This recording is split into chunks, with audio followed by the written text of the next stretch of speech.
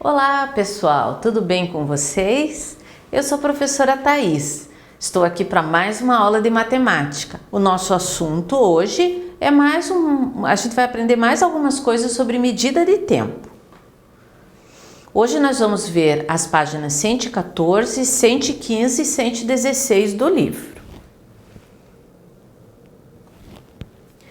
Vamos começar um novo assunto que é escolhendo unidades de medida de tempo. Para medirmos o tempo, podemos usar horas, minutos ou segundos. Esse ou quer dizer que você pode usar só uma das medidas ou usar duas ou três juntas, tá? Isso depende do que exatamente a gente vai medir. Por exemplo, uma viagem de ônibus de São Paulo até Goiânia dura mais de 10 horas, porque a distância é muito grande. Então podemos dizer que ela demora mais de 600 minutos. Mas isso não é muito adequado, não é? Porque eu vou dizer assim, eu demoro 600 minutos para fazer uma viagem. E você vai ficar pensando e fazendo contas quanto que são 600 minutos. Mas se alguém diz 10 horas, você tem uma ideia muito melhor, porque você sabe e pode calcular com base no que você vive diariamente. Então vamos fazer uns exercícios nos quais nós vamos escolher qual é a unidade de tempo mais adequada para a gente indicar uma medida. Marque um X nas unidades de medida de tempo mais adequadas para cada caso. Por exemplo, o tempo do recreio, o tempo do intervalo na sua escola. Será que demora 1 hora, 2 horas? É medido em horas? Ou é uma coisa que acontece bem curtinha, segundos, 3 segundos, vamos lá, 1, 2, 3, voltem para a sala. Será que é? Não, a unidade de medida mais adequada para medir o recreio é minutos, porque geralmente demora menos do que 1 hora.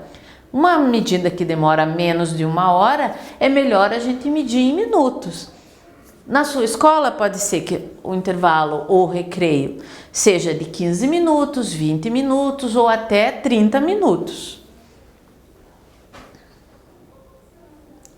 E aí, o tempo de toda uma manhã na escola, o tempo que você passa na escola durante uma manhã, ou se você estuda à tarde, alguém que você conheça que estuda de manhã na escola. Esse tempo pode ser medido melhor em segundos. Vamos ver quantos segundos fica na escola. 1, 2, 3, 4, 5, 6... mil. É muito para contar em segundos. E minutos? Em minutos até dá para contar, mas não é a unidade de medida mais adequada. A unidade de medida mais adequada são as horas. Pode ser que esse tempo a gente precise juntar alguns minutos para ser mais preciso. Mas se a gente for dizer o tempo aproximado, são aproximadamente 4 horas ou aproximadamente 5 horas. Então, a unidade de medida mais indicada para medir o tempo de uma manhã na escola são as horas. E o tempo de preparo de uma omelete? Minutos, horas ou segundos? A gente não vai demorar horas para preparar uma omelete. Uma omelete é um prato fácil de preparar. Você bate os ovos, tempera, põe na frigideira, espera um pouquinho ele assar de um lado. Você pode virar para assar o outro lado. Ou se você for muito bom nisso, você consegue dobrar. E em poucos minutos a omelete está pronta. Então, a unidade de tempo para preparar uma omelete são os minutos. Se você for usar apenas segundos, é muito pouco tempo, a tua omelete vai ficar crua. E o tempo de duração de uma corrida de 100 metros? 100 metros é mais ou menos o tamanho de uma quadra. A quadra na tua cidade pode ser um pouco maior, um pouco menor, mas é aproximadamente o tamanho de uma quadra. Uma corrida de 100 metros, para você andar, só caminhar 100 metros, você pode fazer um teste. Você demora aproximadamente um pouco menos de 1 minuto. Se você for correr, vai ser muito mais rápido, bem rapidinho. Uma pessoa que corra bastante vai fazer em 10, 20 segundos. Na verdade, o recorde é menos de 10 segundos. A pessoa que corre mais rápido no planeta, na Olimpíada, correu 100 metros em menos do que 10 segundos. Então, a unidade de medida para correr uma corrida de 100 metros é segundos.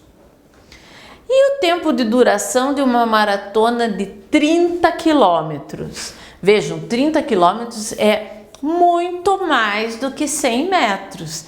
30 quilômetros é a distância entre duas cidades. Mesmo que a pessoa seja muito rápida, uma hora ela cansa. Então, a duração de uma maratona pode ser medida em horas ou em minutos, tá? O tempo de duração aqui pode ser dado em horas, mas se você quiser ser mais preciso, você também pode colocar em minutos. E o tempo de duração de um dia? Qual é a medida que a gente diz mais facilmente? Em horas, que a gente sabe de cor. 24 horas. Vocês sabem de cor quantos minutos tem um dia? E segundos, vocês sabem? Não, a unidade mais fácil para se falar da duração de um dia são as horas. Agora vamos ver aqui. Os relógios a seguir indicam as horas depois do meio-dia. Lembram? Depois do meio-dia, a gente começa a contar de novo. Depois do 12 vem o 13, 14, 15 e assim por diante.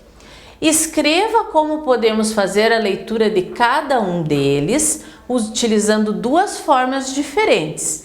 Lembra que a gente falou que a gente pode falar a hora contando com 13, 14 e 15, ou dizer tantas horas da tarde ou tantas horas da noite, porque é depois do meio-dia. Então vamos ver esse relógio. O ponteiro das horas está apontando para o número 7. Na verdade, já passou um pouquinho do número 7. Está a caminho do número 8. Então, nós podemos dizer que seriam 7 horas. Mas já passou do meio-dia. 7 horas depois do meio-dia, a gente pode escrever como 7 horas da noite. Tá. Essa é uma maneira de dizer um relógio que marca as horas depois do meio-dia. Ou a gente soma 12, ou vai contando aqui. 12, 13, 14, 15, 16, 17, 18, 19. 19 horas, tá? Só que a gente também tem que colocar os minutos. Vamos contar os minutos. 5, 10, 15, 20, 25, 30, 35, 40. Então, eu esqueci de deixar espaço aqui.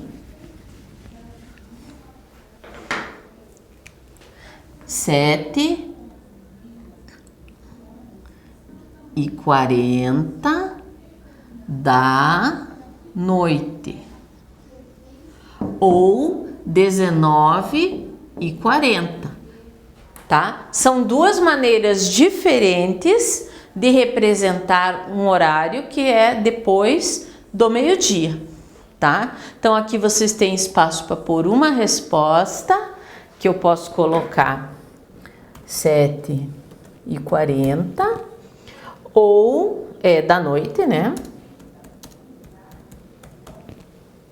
Ou 19h40. Quando você encontrar uma hora marcada 19h40, você já sabe que é de noite. A próxima, vejam, o ponteiro pequeno está perto do 12. Se a gente vê que ele está indo nessa direção, ele está quase chegando no 12, mas ele ainda não chegou. Como ele ainda não chegou, são 11 horas. Tá? Só que a gente tem no enunciado do problema que é depois do meio-dia.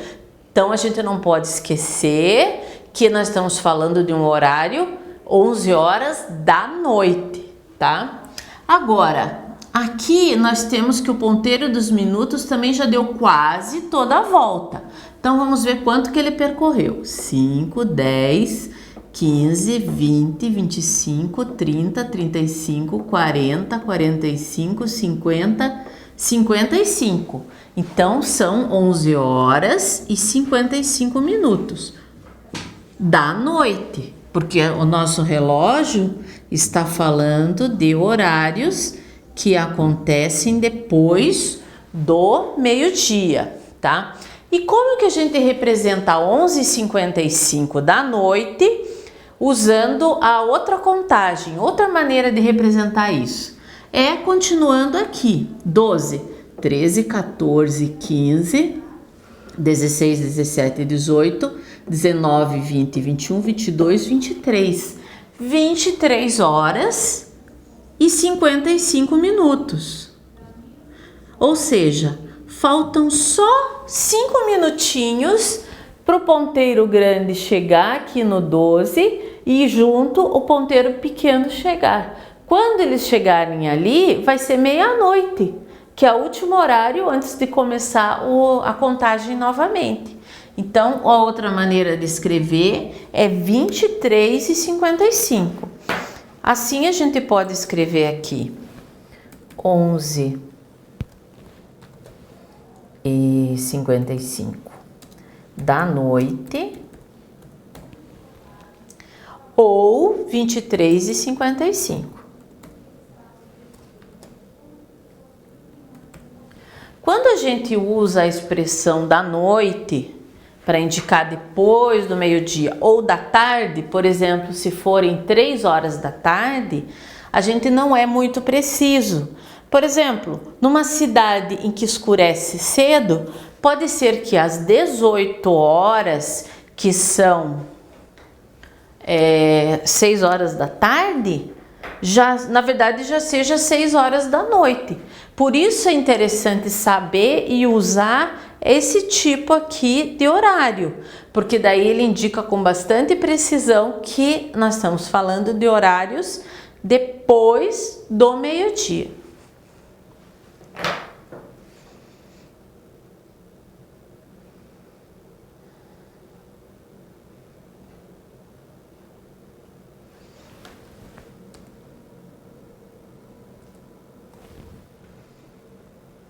Bom, como atividade para casa, vocês vão resolver o exercício 1 das páginas 116 e 117, ok?